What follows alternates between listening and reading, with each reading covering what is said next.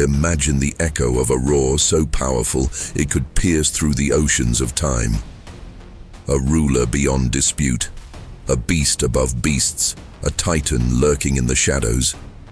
He is Tyrannosaurus Rex, the name carved into our nightmares and etched into our dreams of greatness. But what if I told you that much of what you believe about the T-Rex is a carefully crafted illusion? What if the so-called king was nothing more than a product of human arrogance, a reflection of our desperate need to find monsters, even where there were only survivors? The myth, the monster, or a monumental misunderstanding. Today, we journey back to a time when gods had teeth, when each sunrise brought a death sentence, and when the so-called king of the dinosaurs may never have worn the crown we gave him. But first, make yourself a promise. Forget everything you think you know, because the real Tyrannosaurus Rex won't just change the way you see dinosaurs. It will rewrite the very story of survival. Are you ready to cross the line between myth and truth? It all began in a time we will never truly know. More than 66 million years ago, Earth was a wild, vibrant, and cruel scene. It was not the blue planet that we admire today from space, but a vast canvas of extremes. Inland seas that split continents, endless electrical storms, jungles so dense that they blocked light, deserts so immense that they seemed to have no end. It was the Cretaceous, a world ruled by blood, fang, and claw. In the midst of this brutal opera of life and death, a predator emerged that centuries later would capture the human imagination like no other, the Tyrannosaurus Rex. But his birth as an icon did not begin with his steps on the soft earth. It began millions of years later in a chance discovery almost forgotten by history. In 1902, Barnum, a fossil hunter with a dusty hat and steely determination, literally stumbled upon the remains of what would be named Tyrannosaurus Rex, king of tyrant lizards. But here lies the first twist in this story. The skeleton was incomplete. A few vertebrae, part of the skull, some ribs. A great find. Clear. A complete image of the animal. No. From that moment, a chain of assumptions began to be built. Each unearthed fragment not only filled physical gaps, but also imaginative ones. Artists, scientists, and then popular cinema were in charge of shaping a monster from scattered pieces. Was he really the invincible predator we think he is? Or did our need to crown him king blind us to his true nature? The real story is much more puzzling. The habitat in which T-Rex reigned was not a dry desert, nor a world of clear horizons where a predator could dominate without resistance. It was a North America immersed in stifling heat, plagued by enormous rivers, endless swamps and forests dense like virgin jungles, an ecosystem so brutally competitive that even the fiercest of hunters had to act with cunning, not just strength. The T-Rex lived surrounded by other giants, the enormous Triceratops with its horns like spears, the fast Edmontosaurus capable of evading attacks like prehistoric gazelles, and the Dromaeosaurs, clever pack hunters. Being a king in this context was something very different from the cinematic image. It wasn't enough to be strong, had to be resistant, intelligent, and, above all, implacable. But even then, the T-Rex had hidden weaknesses. His vision, although powerful, was not infallible. Its sense of smell, one of the most developed in the animal kingdom, indicated something else. It not only hunted, it also scavenged. And here another question arises that science barely dared to ask: was the T-Rex a supreme hunter? Or actually, an opportunistic scavenger who fed on corpses when the occasion permitted? Each fossilized bone, each footprint forgotten in the hardened mud of time, seems to whisper a different story. One where glory was not guaranteed, and where the king was perhaps little more than a prince among giants. As we explore his anatomy, even more chinks emerge in the armor of his legend. Its thick and muscular hind legs did not allow it to reach astonishing speeds like a deadly arrow. Contrary to popular view, T-Rex probably did not run at sports car speeds. Rather, it moved like a wrecking tank, relying on its size to intimidate and defeat. And his bite. Oh, his bite. One of the most powerful that has ever existed, capable of pulverizing bones. A brutal weapon, yes, but also an indication that broke carrion to reach the marrow, that nutritional gold of ancient times. Suddenly, the king starts to look different. Not a haughty aristocrat on his throne of bones, but a desperate survivor in a land of nightmares. The story of the T-Rex is not the story of an unbeatable conqueror. It is the story of a warrior cracked by the harshness of his world. A perfect reflection of ourselves. Strong, yes, but also fearful, dependent on cunning as much as brute force. And this is where the real mystery begins. To what extent have we created a monster that never existed? Can the truth be even more fascinating than the myth? Imagine a blind sculptor who must recreate a majestic statue only by touching scattered pieces of marble. This has been the reconstruction of the Tyrannosaurus Rex. For decades, each new fossil, each new fragment of bone found, served more as an act of interpretation than revelation. The creature that we visualize today in movies, books, and museums is both a testimony of science and of our overflowing imagination. But what do their bones really tell us? And what have they hidden all this time? First, its size.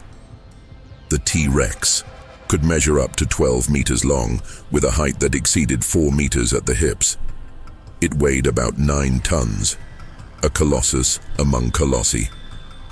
Its head, more than 5 feet long, was not simply a hunting tool, it was a living fortress. Reinforced skull, jaws equipped with teeth like butcher knives, long, robust, designed not only to cut, but to shatter. Each bite released a force of almost 6 tons of pressure, enough to crush bones and tear tendons like wet paper. It was literally a predator that could devour not only the flesh, but also the very essence of its prey. However, brutality was not his only trait. T-Rex had a considerably large brain for a dinosaur. In particular, their olfactory bulbs, the areas of the brain dedicated to the sense of smell, were disproportionately large. This suggests that their sense of smell rivaled or even surpassed that of modern wolves and vultures. I could smell the blood, the fear, the decay, from miles away. A hunter, or a gatherer of death. And here another crack in the myth emerges. His arms, those little appendages ridiculed for generations, were not useless. Short, yes, but extraordinarily muscular, capable of lifting more than 200 kilos each. They were lethal short-range weapons, ideal for holding dying prey or for helping to get up after falling on uneven terrain. Maybe not the evolutionary defect we like to think, but a reminder that, in nature, nothing is coincidental. Nor was his skin the smooth, scaly armor we once painted in 20th century museums. Recent fossil evidence suggests that T-Rex may have had areas covered by feathers, at least during its youth. Small feathers that were used to regulate temperature, show visual signals, or even intimidate their rivals. A feathered beast, a king covered in scales and silks, a living contradiction. Meanwhile, its locomotion continues to generate debates. Did he run at 60 km/h like modern sprinters? Impossible. Its mass would have destroyed it attempting such a feat. Biomechanical studies suggest that its maximum speed was probably no more than 30 km/h, comparable to that of an average human runner. So the T-Rex wasn't lightning, it was an avalanche. A force of slow but inevitable destruction, but not everything in his life was hunting and death. The latest fossil discoveries, such as nests and cluster footprints, suggest something revolutionary. T-Rex may have lived and hunted in family units. Mothers protecting nests, youth collaborating in hunts, bands of T-Rex ruling entire territories like clans of prehistoric lions. A social behavior that changes everything we thought we knew.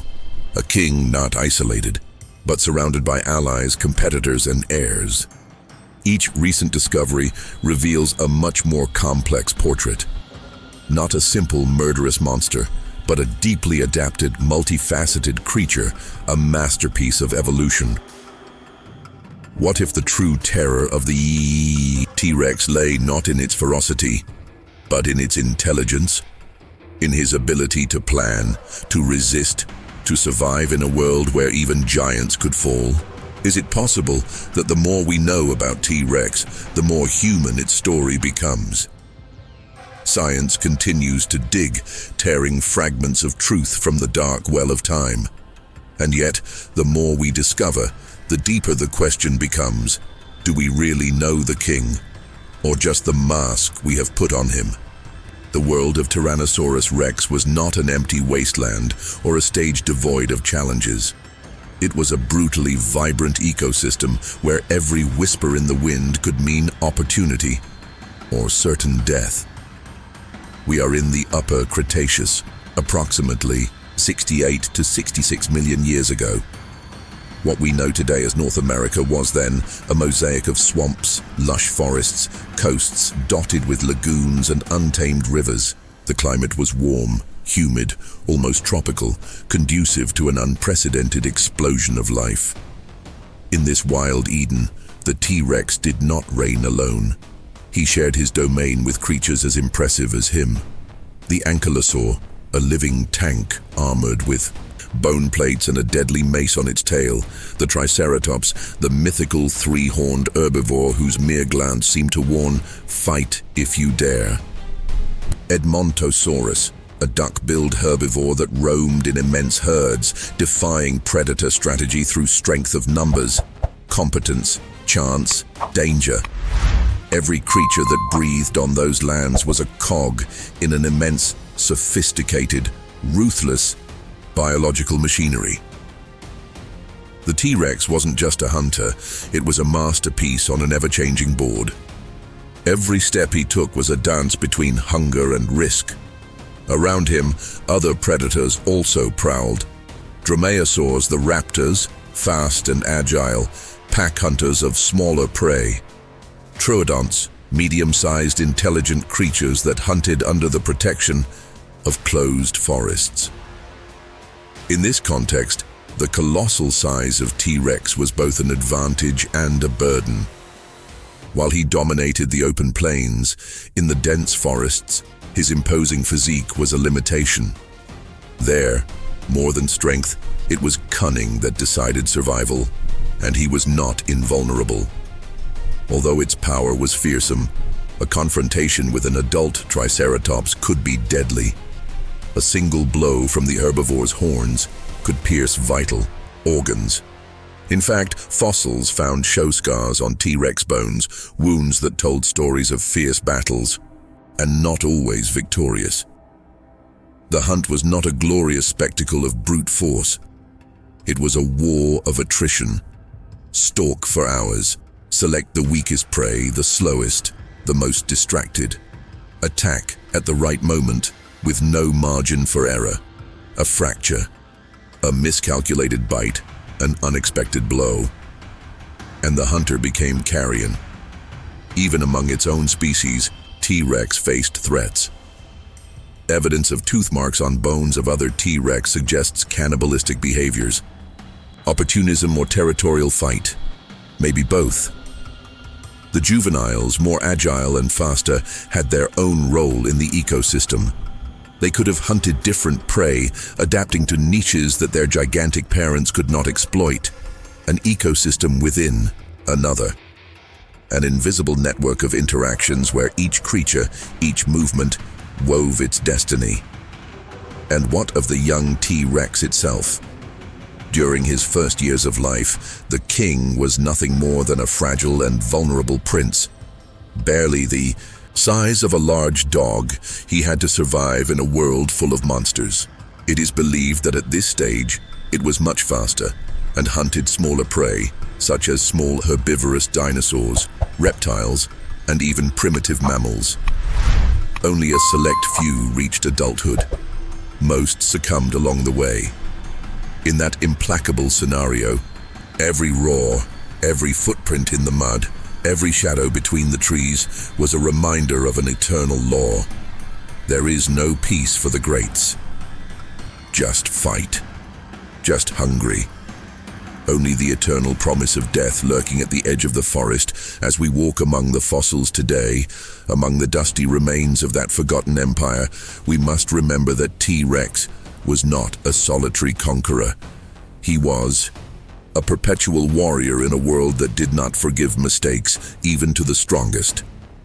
And there is still a disturbing question. What was T-Rex hunting really like? Was he an elegant hunter or a dishonorable opportunist? For decades, the image of Tyrannosaurus Rex hunting at full speed, crushing prey with its powerful jaw, infiltrated our collective unconscious. Hollywood elevated him to the status of an invincible god, a perfect, unstoppable killing machine. But what if all this was just a mirage? A fable manufactured in the laboratory of our need for predestined heroes? Modern science has begun to tear away that curtain of myth. Recent studies have challenged the idea that T-Rex was simply a fast hunter. Its enormous size, about 12 meters in length and up to 9 tons in weight, made it practically impossible for it to run at high speeds. The bones of his legs, his hips, his muscular structure, everything indicates another, more uncomfortable truth. The T-Rex was, at best, a fast walker, capable of trotting, but not running like a prehistoric cheetah. Was accelerating, yes. He attacked, yes, but his tactic was not unbridled speed. It was stalking, pure intimidation, the precise choice of the fatal moment. Imagine a 9-ton nightmare emerging from the forest, moving with deceptive slowness, like a storm silently forming on the horizon before unleashing its full fury. Imagine the pressure, the certainty that you don't need to be caught at full speed. A single carelessness is enough to be achieved, strategy, not brute force. And then, an even more provocative question arises. Was he really a hunter? Or rather, an opportunistic scavenger? Jack Horner, one of the most famous paleontologists in the world, has defended a bold hypothesis. T-Rex, with its keen sense of smell, much more developed than that of most dinosaurs, could have lived primarily on carrion, a giant who did not hunt but rather found corpses and claimed the remains through his brutal power. A king, yes, but a king of the dead. Is that compatible with the image of the greatest predator in history? The debate is fierce. Its teeth, capable of pulverizing bones. Its jaw, with a bite force of more than 5 tons, indicates a specialization not found in simple scavengers. He was capable of crushing, tearing into pieces, characteristics that would be excessive for someone who only fed on already immobile bodies. Furthermore, his eyes were placed forward, offering stereoscopic vision, the ability to accurately judge distances, an essential tool for a hunter who needs to deliver a lethal blow at exactly the right moment. Scavenger? Hunter?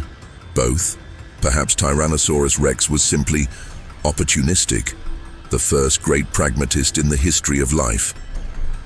If the prey was weak or dying, it attacked. If he found a fresh corpse, he took it over. If he could steal the prey of another smaller predator, he did it. Survival was not a matter of honor or glory. It was a dirty war. It was the art of taking advantage of every advantage, regardless of the aesthetics of the action. And this leads us to a much deeper reflection. Maybe the T-Rex wasn't the king because it was the fastest or the noblest. He was the king because he was the more adapted, the most relentless, the most brutally efficient. Like an unscrupulous general on a medieval battlefield, he did not disdain any tactic that would bring him closer to victory. I lurked. He attacked. He stole. He dominated. It was the living summary of an eternal rule that governs life from the most primitive origins. The strongest does not win, nor the most intelligent. The one who adapts best wins. And here, among warm swamps and forests, smothered in humidity, Tyrannosaurus Rex wrote that rule with blood and bones. Now, well, if his life was so relentless and brutal, what was the anatomy of this giant really like? What secrets were hidden in his bones, his muscles, his eyes, and his fangs? Are you ready to open the next chapter and see the king's body dissected in search of even more disturbing truths? Tyrannosaurus Rex wasn't just big. It was a masterpiece of evolutionary brutality. Every fiber of his being, every curve of his skeleton was designed not just to survive, but to dominate. Imagine its skull, a colossus more than 1.5 meters long, each bone reinforced like a steel bridge, capable of withstanding impacts that would have pulverized the skulls of other predators.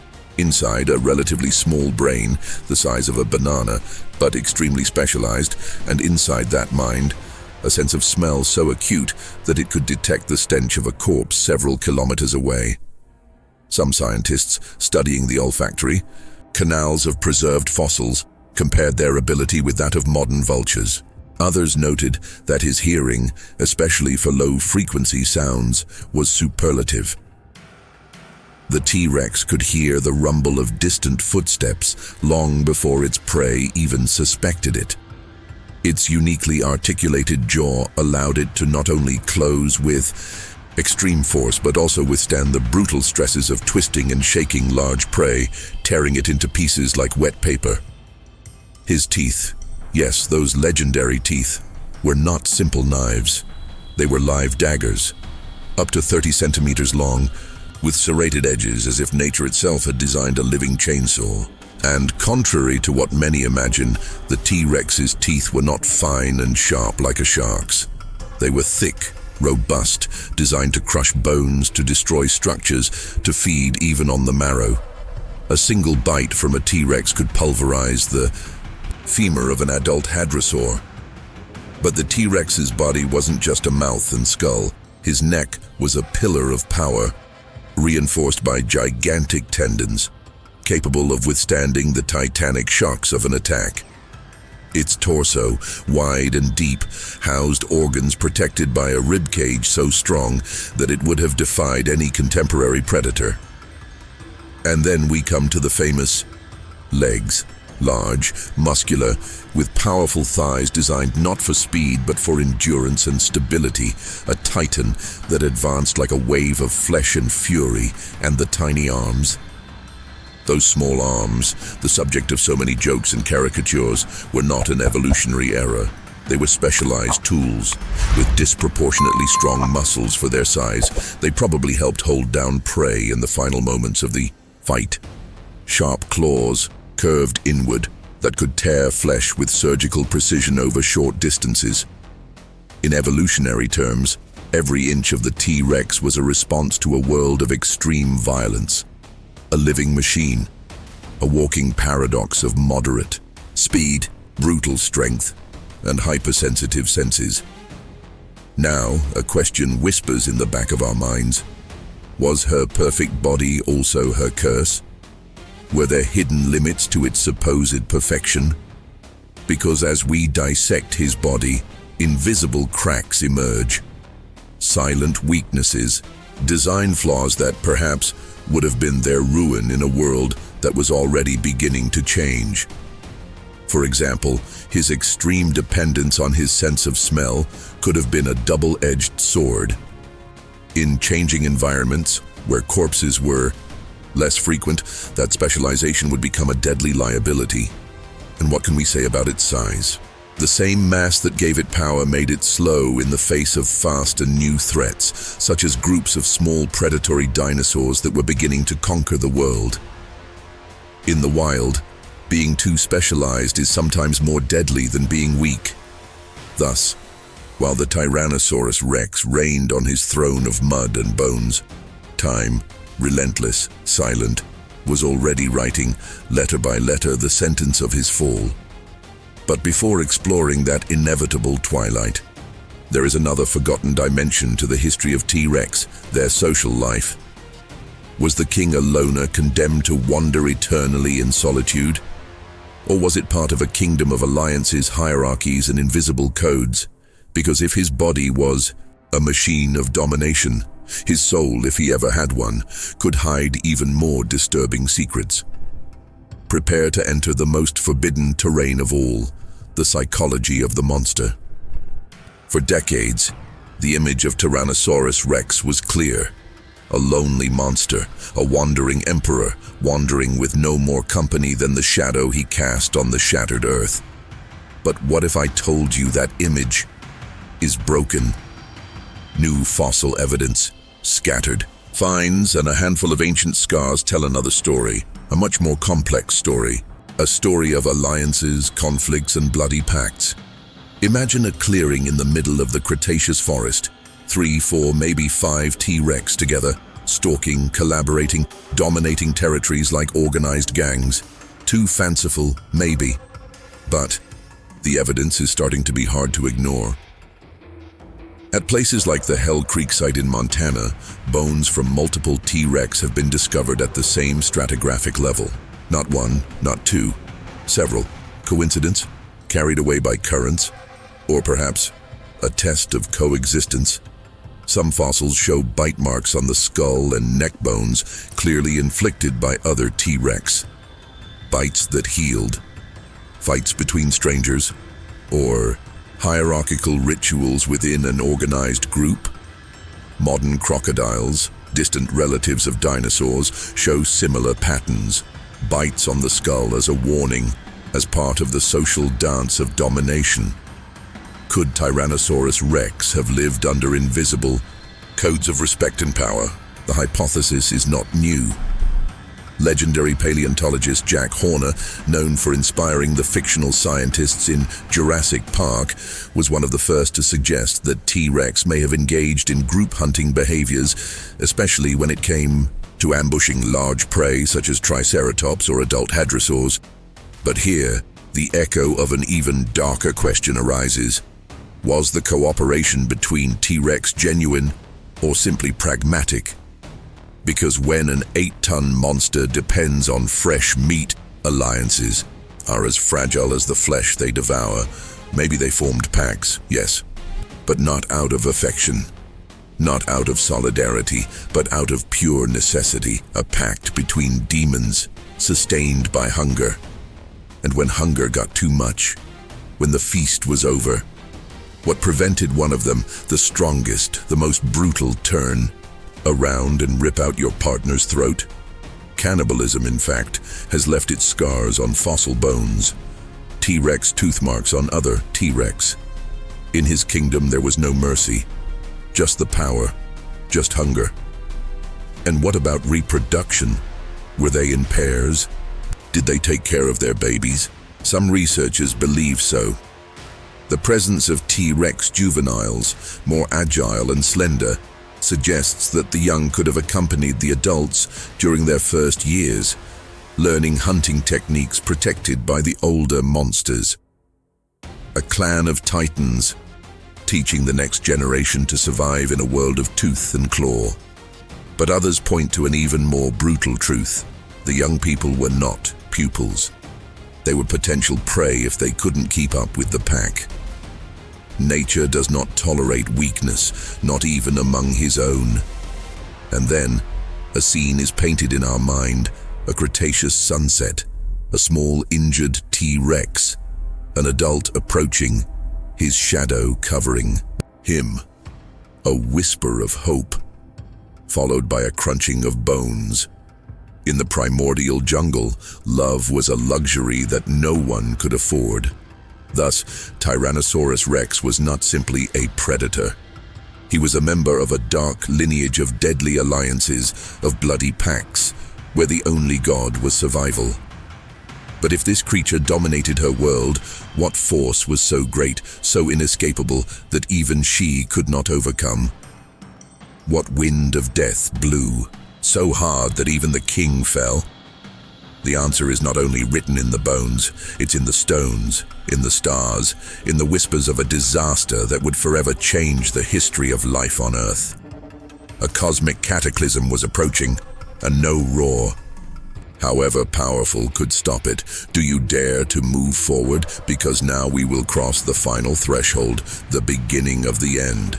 Imagine the sky, any given morning, 66 million years ago, a warm breeze, a sun barely covered by high clouds, the song of flying reptiles soaring through the air, and then a flash on the horizon. A second sun, cruel and unmerciful. A rock, the size of an entire city, traveling at more than 70,000 kilometers per hour, breaking the atmosphere like a knife through paper. The impact, the Chicxulub crater. The earth trembled like a drum struck by the fury of the gods. The sky caught fire. Entire forests burned in seconds. Tsunamis swept continents, but that was just the beginning. For weeks, ash and particles blocked sunlight. The entire planet fell into an improvised nuclear winter, a veil of death covering every corner. The plants died first, then the herbivores, and with them, the hunters who depended on them. Tyrannosaurus Rex, the invincible, the terror of the Cretaceous era, he found himself suddenly vulnerable, too big to fit, too specialized to improvise. Imagine a T-Rex wandering among charred trees, sniffing out rotting corpses, fighting with others desperate for a piece of rancid meat. Imagine the roar that once dominated the world, weakened to a pitiful growl, barely audible among the echoes of desolation. The last of his line died slowly, not with the violence of a meteorite, but with the silent agony of hunger. There were no heroic battles. There were no epic resistances. It was cold, darkness, and silence. In less than 1,000 years, a breath in geological time, the Tyrannosaurus Rex, and with it almost all non-avian dinosaurs, they disappeared from the face of the earth.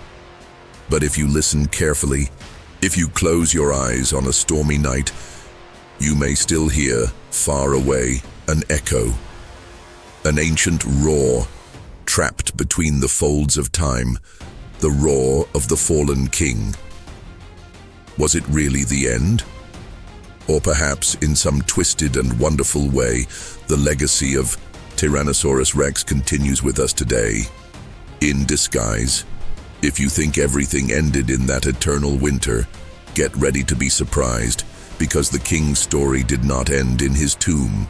It was transformed, and his spirit lives on, closer to you than you ever imagined. Do you want to know how? So, stay. The next chapter will forever change the way you see the world. When the dust settled and the corpses stopped rotting under a sky of ash, the earth seemed like an empty field. A world rebuilding itself from the fragments, but Tyrannosaurus Rex didn't disappear completely. Because life, like an endless river, does not stop, it transforms. Of the dinosaurs, some small, agile, and almost invisible ones survived in that chaos. Feathered creatures that did not seem like threats, but mere whispers of what once was. Those whispers, they were birds. Yes, every sparrow that sings in a window, every hawk that tears the wind, every clumsy hen in a pen, he carries in his blood the echoes of a lost empire. They are, in a brutally literal biological sense, the descendants of the dinosaurs, and among them, somehow, something of the T-Rex still lives. Recent studies in genetics and anatomy reveal a disconcerting truth: the hollow bones, the powerful legs, including some current hunting strategies for birds of prey. They are direct inheritances from their giant cousins. The hummingbird, vibrating frantically on a flower, has more in common with the Tyrannosaurus than a crocodile lurking in the water. The story of life is a cruel poem. The strongest does not always survive, but the one who can change his skin when the world demands a metamorphosis. The T-Rex, rigid, invincible on its throne of flesh and blood, was raised. But those who knew how to be light, fast, humble, those conquered the future. Think about that the next time a crow stares at you from a post. Behind those dark, calculating eyes, there are millions of years of history written in silent heartbeats. And now, what would happen if I told you that science has not been satisfied with studying this legacy? What if I told you that we were about to open a door that should maybe stay closed? A door to the return of those who should never have disappeared. The question is not, can we do it? The question, the one that makes the blood run cold, is, should we do it? Don't move. What comes next defies the line between science and madness. In laboratories hidden among the murmur of servers and test tubes, humans play at being gods. DNA fragments, impossible reconstructions, and dreams of resurrection dance in the brightest and most reckless minds of our time. A Tyrannosaurus Rex walking the earth again? It is no longer science fiction. It is a very real whisper in the corridors of biotechnology.